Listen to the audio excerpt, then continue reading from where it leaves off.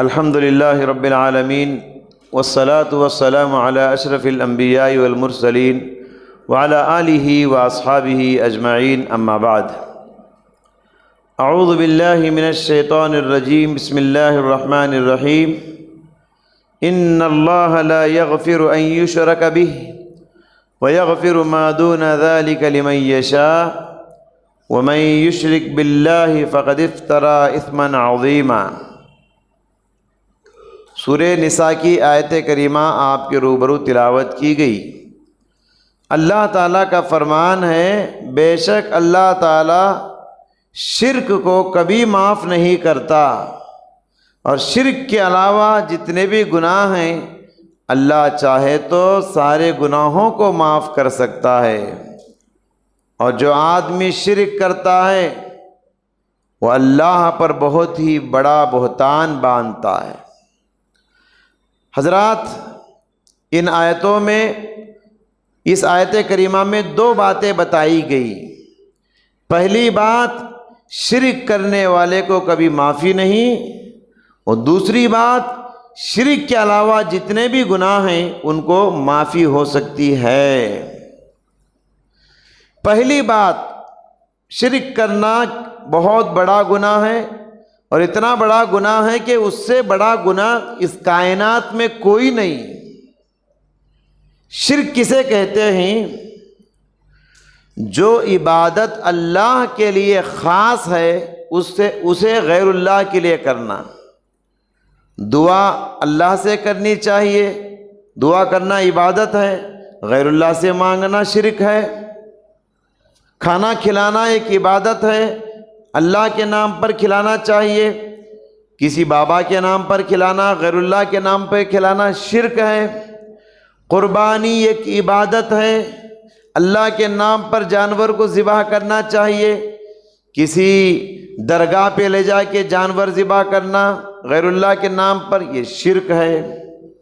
طواف کرنا ایک عبادت ہے، آپ کعبۃ اللہ کا طواف کرتے ہیں اللہ کے گھر جا کے، لیکن آپ کسی مزار کا طواف کرتے ہیں، یہ شرک ہے۔ تو اس طریقے سے جو عبادت اللہ کے لیے خاص ہے اسے غیر اللہ کے لیے کرنا، اس کو شرک کہا جاتا ہے۔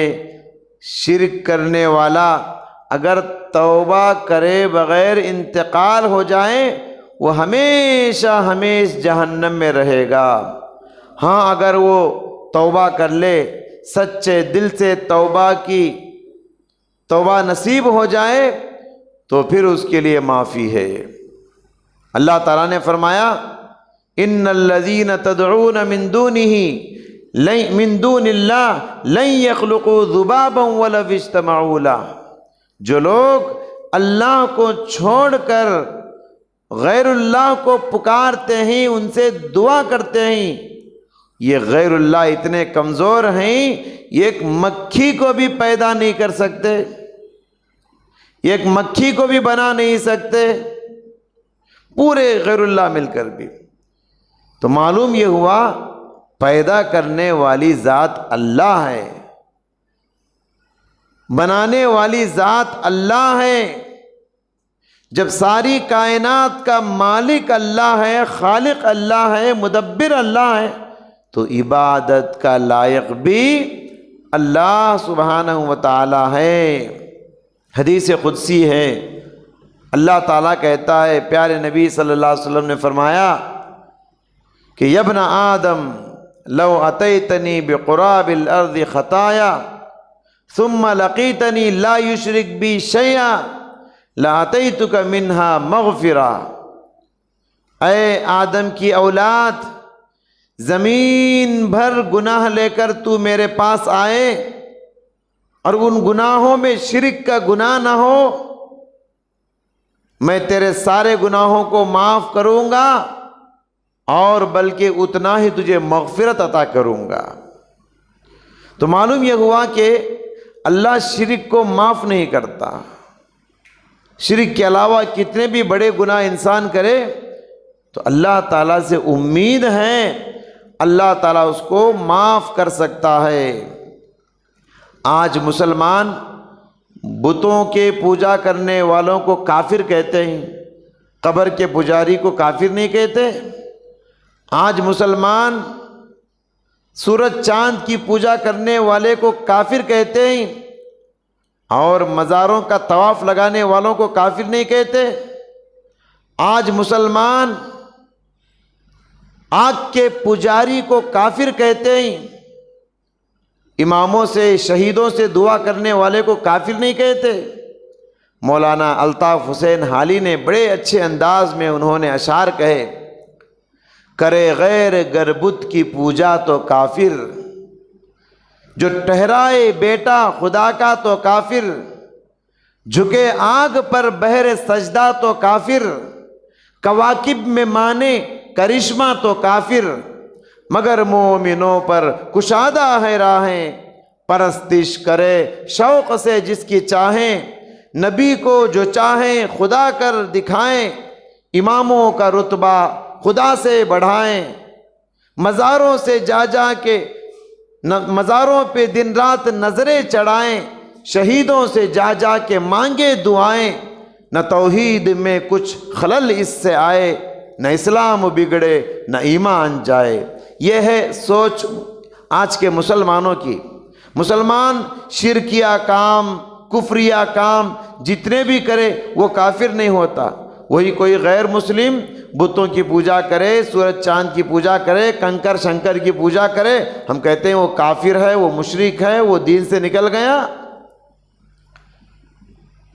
عیسائیوں کو اللہ تعالیٰ کافر کہتا ہے، کیوں؟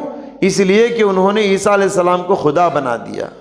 اللہ نے فرمایا لَقَدْ كَفَرَ الَّذِينَ قَالُوا إِنَّ اللَّهَ هُوَ الْمَسِيحُ ابْنُ مَرْيَمَ، کافر ہو گئے وہ لوگ جو کہتے ہیں کہ عیسیٰ علیہ السلام خدا ہے۔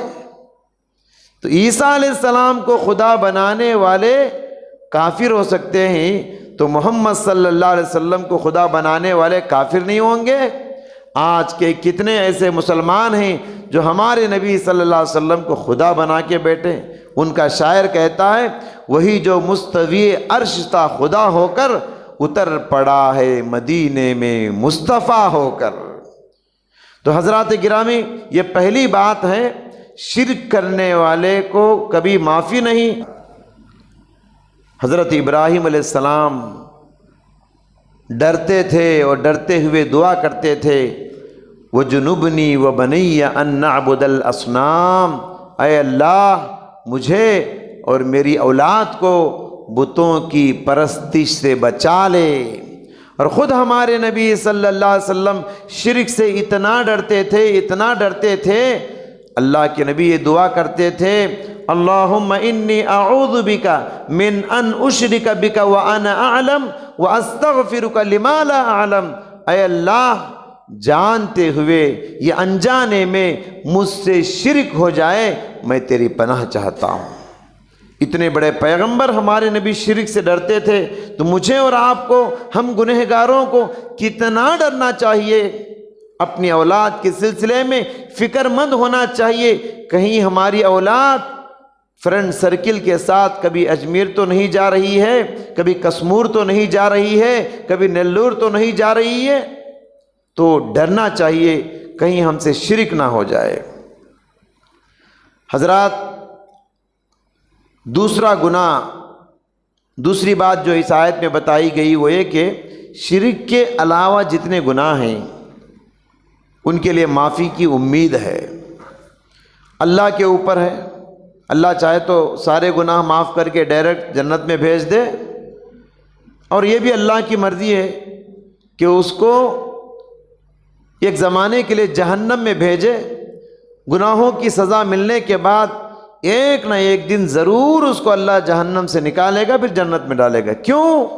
اس لیے کہ گرچہ کے بڑے بڑے گناہ اس کے پاس ہیں لیکن شرک کا گناہ نہیں ہے، اس لیے ایک دن اللہ اسے کہاں سے نکالے گا؟ جہنم سے نکالے گا۔ جہنم سے اللہ اسے ایک دن نکالے گا۔ آدمی کتنا بھی بڑا گنہگار ہو، اگر شرک نہ ہو، مر جائے، ہم اسے جہنمی نہیں کہہ سکتے۔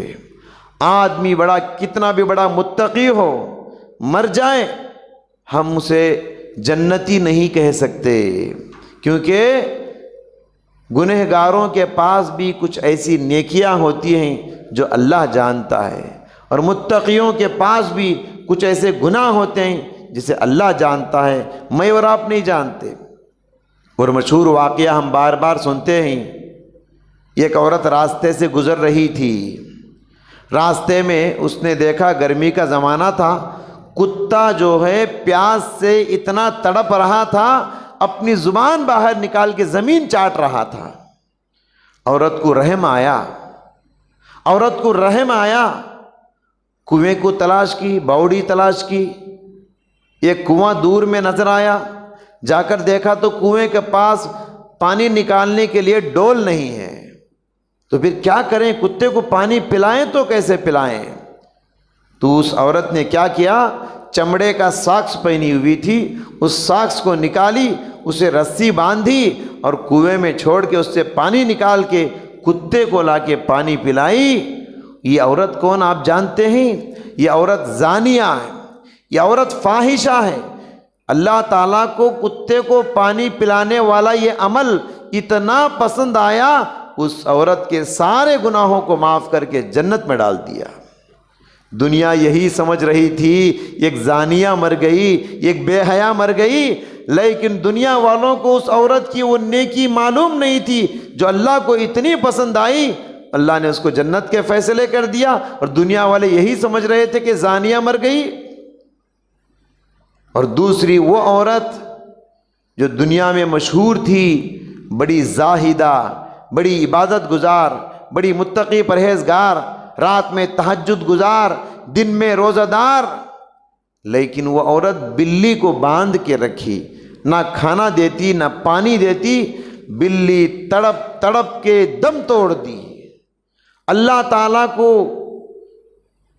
یہ عمل اتنا ناپسند لگا، اللہ نے اس عورت کو جہنم میں ڈال دیا۔